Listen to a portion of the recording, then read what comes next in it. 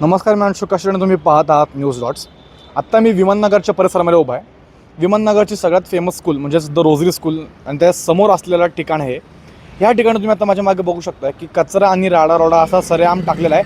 आत्ता तरी जरा दुपारची वेळ झाली आहे त्याच्यामुळे आता थोडा तरी कमी दिसतो इथे, पण सकाळच्या वेळेस इथे थरच्या थर साठलेले असतात. पोती वगैरे मोठे मोठे ते आणून ठेवलेले असतात. मुळात म्हणजे इथे पुणे महानगरपालिकेने अलॉटेड कचरा पेटी पण इथे नाही आहे. तसा तो वर येऊन म्हणजे उठसूट इथे कचरा टाकला जातो आहे.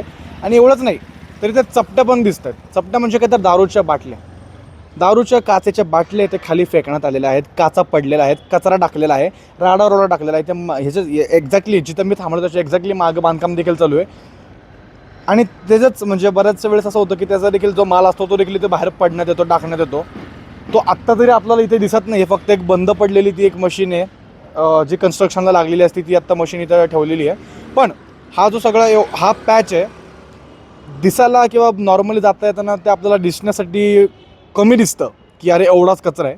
पण थोडं थोडं करतच अख्खी लोकॅलिटी खराब व्हायला लागते. आणि समोर मुलं शिकतात, समोर एक शाळा आणि ज्युनियर कॉलेज आहे आणि त्याच्यासमोर एक्झॅक्टली ह्या असल्या गोष्टी होत आहेत. म्हणजे इथं तसं बघायला गेलं तर आजूबाजूचा हा जो घाणेरडा परिसर आहे त्याचा इफेक्ट का नाही इथल्या स्टुडंट्सवरती होणार.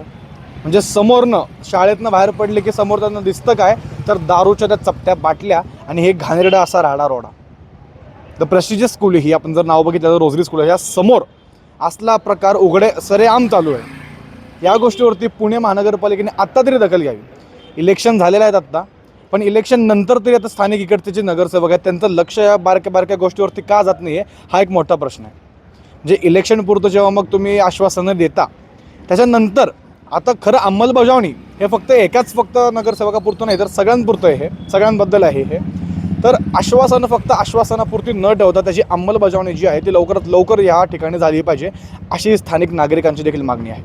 आत्ता मी जिथे उभा आहे तिथे प्रचंड प्रमाणात दारूचा वास देखील सुटलेला आहे, कारण की अशा तिथं बाटल्या फुटलेल्या आपल्याला दिसत आहेत, कचरा टाकलेला दिसतोय. ओला सुका कचरा वर्गीकरण नावाची गोष्ट नाही. आत्ता दुपारच्या वेळेस त्याच्यामुळे तरी थोडासा कचरा कमी दिसतोय.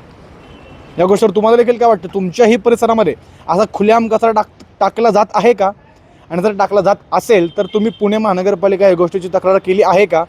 आणि तक्रार देखील केली असेल आणि तरी देखील पुणे महानगरपालिकेने या गोष्टीची दखल घेत नसेल तर आम्हाला कमेंटच्या माध्यमातून सांगायला विसरू नका आणि पाहत राहा न्यूज डॉट्स.